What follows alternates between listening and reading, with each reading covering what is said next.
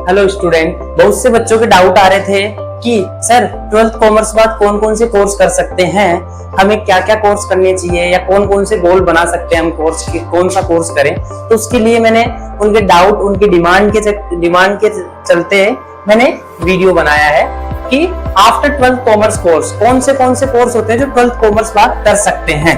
देखो, अगर कोई बच्चा कॉलेज डिग्री कोर्स करना चाहता है, कॉलेज कोर्स करना चाहता है, तो उसके लिए आता है पहला course BCom, bachelor in commerce. इसके बाद अगर वो करना चाहता है एमकॉम, मास्टर करना चाहता है, तो एमकॉम होता है जो मास्टर इन कॉमर्स पे आता है। ठीक है, फिर आता है बीसीए, जिस bachelor in computer application, master in computer application. ये दो कोर्स होते हैं जो कि बीकॉम जैसे 3 साल का होता है प्लस 2 साल का ये होता है, ये भी 3 साल का होता है प्लस 2 साल का ये होता है, ये भी 3 साल का होता है प्लस 2 साल का ये होता है, ऐसे चलते हैं ये। ठीक है, तो BCA bachelor in computer application, इसके अंदर मतलब लैंग्वेजेस आती है बहुत सारी, सी प्लस प्लस लैंग्वेज, जावा, डॉटनेट, और भी बहुत सारी लैंग्वेज हो सकती है जैसे एसक्यूएल, एक्सएमएल, एचटीएमएल, डीबीएमएस, ऐसी लैंग्वेजेस आती है, तो उससे रिलेटेड ये कोर्स होता है। फिर बीबीए आता है जो बिजनेस से रिलेटेड कोर्स होता है, एमबीए भी बिजनेस से रिलेटेड कोर्स होता है, इसको प्रोफेशनल कोर्स भी बोला गया है। ठीक है, फिर आते हैं professional degree course.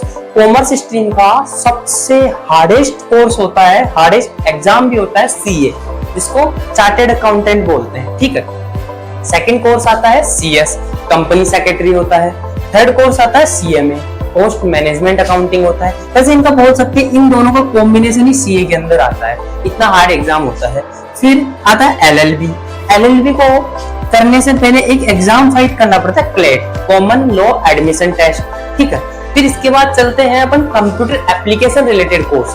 Computer application related course में आ जाता है जैसे टेली ERP 9 और टेली प्राइम। देखो, मैंने दोनों अलग अलग लिखे हैं, दोनों एक ही मिलते जुलते कोर्स है, बट लेकिन टेली ERP अपने कंप्यूटर में 32 बिट विंडो पर भी चल जाता है, 32 बिट की नॉर्मल कैपेसिटी पे भी चल जाता है, बट लेकिन टेली प्राइम 64 बिट की कैपेसिटी के पर ही चलेगा, इससे कम कैपेसिटी पे नहीं चलता।